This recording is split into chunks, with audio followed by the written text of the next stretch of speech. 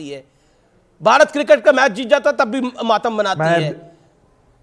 भारत कहीं गलती से हार जाए तो तब भी वो खुश होते हैं। ये वो लॉबी है। कौन से कौन देख रहा है?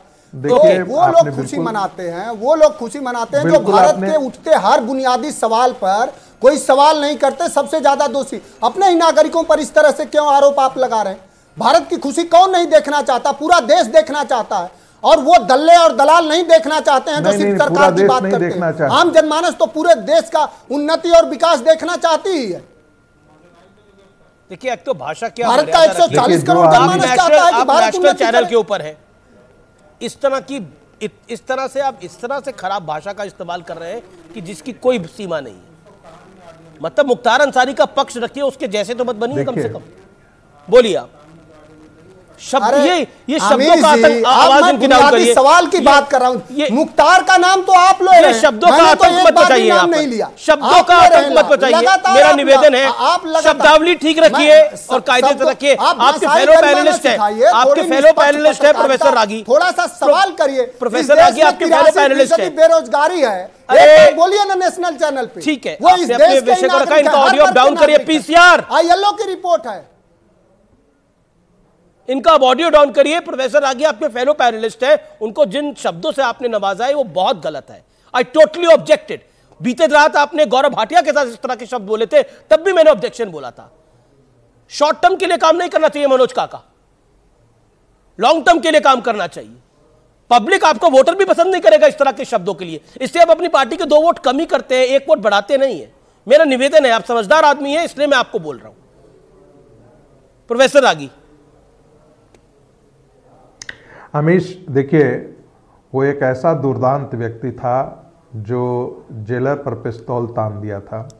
मऊ दंगे को मैंने बहुत अच्छी तरीके से देखा है, महसूस किया है और अपने मित्र के द्वारा महसूस किया है। जो रात के 8 बजे मित्र जो है वहाँ से फ़ोन कॉल करता है कि मुख्तार अंसारी के लोग सड़कों पर राइफल लिए लहराते हुए घूम रहे हैं और हम लोगों को मार दिया जाएगा यदि आप नहीं बचाएंगे। किसी को डीएम को फ़ोन कीजिए, किसी को फ़ोन कीजिए।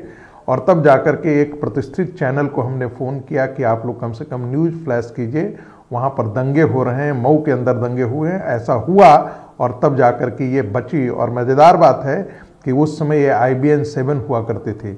IBN 7 ही ये हुआ करता था, जिसके एक पत्रकार को मैंने व्यक्तिगत तौर पर फ़ोन किया था और वो फ्लैश चलना शुरू हुआ।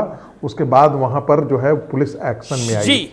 आप देखिए, यही मुख्तार अंसारी था जो पंजाब के जेल में उसके लिए बैरक खाली करा दिया गया था, जिसके परिवार के लोग उसके ठीक सामने, जेल के सामने एक फ्लैट ले लिए थे, एक पूरा बंगला ले लिया गया था और उसके परिवार के लोग जेल में सामान्य व्यक्ति की तरह आते जाते थे। वो घर का खाना खाता था, वो जेल का खाना नहीं खाता था। वहाँ से वो अपना पूरा साम्राज्य चलाता था और यही वो कांग्रेस पार्टी थी जिसने ये पुरस्कार स्वरूप मुख्तार अंसारी को ये सारी फैसिलिटी जो है वो पंजाब के जेल में दिया था। हैरानी होती है कि उत्तर प्रदेश पुलिस को पंजाब से उत्तर प्रदेश लाने के लिए उसे सुप्रीम कोर्ट तक जाना पड़ता है। और पंजाब कैसे गया यह भी हैरानी वाली बात है। एक फेक केस में, चूंकि पंजाब ठीक है, आपने अपनी बात को रखा, आपने अपनी बात को रखा। एक वक्त इसलिए फेक एक वक्त इसका साम्राज्य चलता था, लेकिन आज के आश्रय मेरे साथ सारिका पासवान है, मैं उनका रुख करूंगा। सारिका पासवान जी, मैंने तेजस्वी यादव जी का ट्वीट पढ़ा, उन्होंने कल रात को ही शक पैदा कर दिया था। क्या आपको लगता नहीं है कि यह जल्दबाजी होगा करना? हमें प्रशासन शासन का इंतजार करना चाहिए। लेकिन आपके एक नेता मनोज झा कह रहे हैं कि उत्तर प्रदेश में तो कुछ और ही हो रहा है। सारिका पासवान आरोपी थे।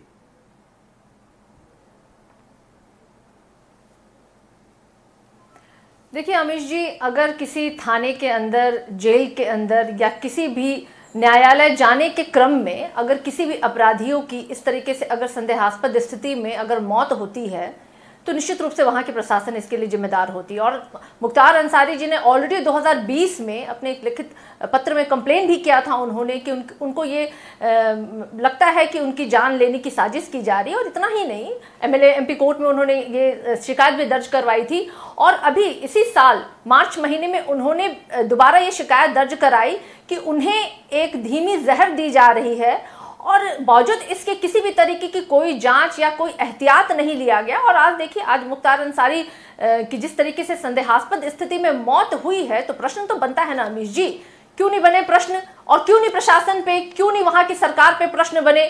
क्यों बार बार ऐसे कुछ समुदाय से लोग जो है अपराधी हैं? अरे अपराधी कौन है, सजा क्या होगा, ये प्रावधान जो है ना वो कोर्ट के समक्ष होना चाहिए। ये कोर्ट को सिर्फ अधिकार है, किसी भी राज्य के मुख्यमंत्री को, किसी भी प्रदेश के प्राइम मिनिस्टर को ये अधिकार नहीं है कि वो किसी को अपराधी घोषित कर दे और उनके लिए सजा घोषित कर दे। वो ये तो भाई जो पूर्वांचल में 40 साल से आतंक का अभिप्राय बना हुआ था, उसके लिए सारे के सारे लोग मातम मना रहे, चाहे वो हैदराबाद हो, चाहे वो बिहार हो, चाहे उत्तर प्रदेश के हमारे समाजवादी पार्टी के नेता या किसी विपक्षी पार्टी के नेता हो, उसके लिए माता मना रहे। उनके लिए इनके एक शब्द नहीं निकलते। जब 2005 में कृष्णानंद राय जी की हत्या कर दी गई थी, 97 गोली मारी गई थी उनको, उस पर एक बार भी किसी ने कुछ प्रश्न नहीं उठाया। लेकिन ये एक वोट बैंक के लिए राजनीति कर रहे हैं, लेकिन ये वोट बैंक वाले भी इनको पसंद नहीं कर रहे होंगे। भाई कोई भी मुसलमान नहीं चाहता है कि उनका नाम ऐसे अपराधी के साथ जोड़ा जाए जो माफिया हो चाहे गुंडा हो। ये बताइए कि इसके ऊपर तकरीबन 18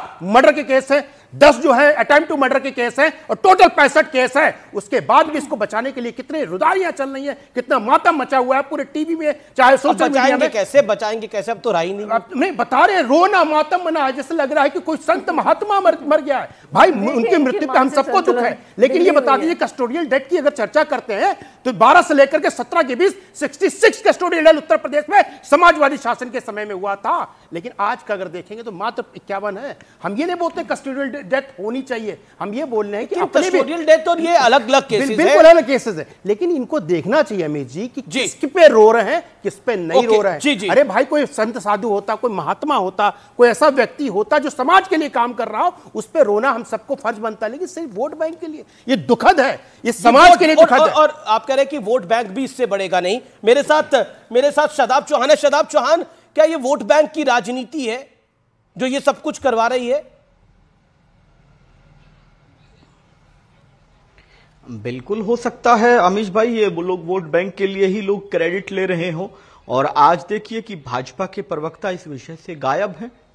वो और क्या क्या सोशल मीडिया पे चल रहा है। मुख्तार साहब का इंतकाल हुआ, बेशक अल्लाह उनके परिवार वालों को सब्र जमील अता फरमाए। और गाजीपुर के लोगों ने एक जाबाज बेटा और जाबाज भाई खोया है। दो पक्ष होते हैं हर चीज के। अगर बिल्कुल दो पक्ष होते हैं। कल एक सेलिब्रेशन भी देखने को मिली है गाजीपुर में ही। सुन लीजिए, गाजीपुर में एक सेलिब्रेशन भी देखने को मिली है, कुछ लोगों ने पटाखे भी छोड़े। अदालत में मामला है, अगर अदालत उनको सजा देती, मौत की सजा देती, वो एक अलग मामला होता।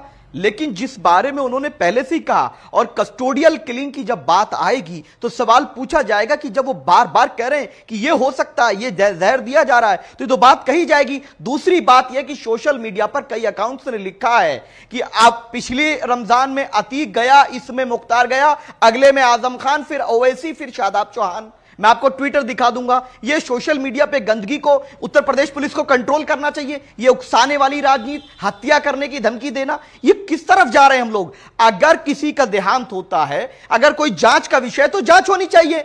लेकिन अदालत का काम जो होगा वो ना पुलिस कर सकती है ना कोई और। संजय अब आपने बोला, आप शांति से। संजय राणा रिस्पॉन्ड, देन वाजिम नाम का ट्विटर अकाउंट है जो इनके बहुत बड़े समर्थक हैं, उनके अकाउंट से सबसे पहले मैंने आज सुबह देखा था कि फलाने मर गए, अब ये हो गया, अब किसी और की हत्या हो सकती है। आजम खान की बात कर रहे थे, नंबर 1। नंबर 2 एक विषय है, 2005 में कृष्णानंद राय जी की हत्या हुई, न्याय जांच के लिए रिक्वेस्ट कर रहा था उनका परिवार, रोक के मुलायम सिंह के आगे अपना मत्था टेक रहा था, लेकिन उसको न्यायिक जांच के लिए उनको नहीं दिया गया। और हम ह्यूमैनिटी की बात कर रहे हैं।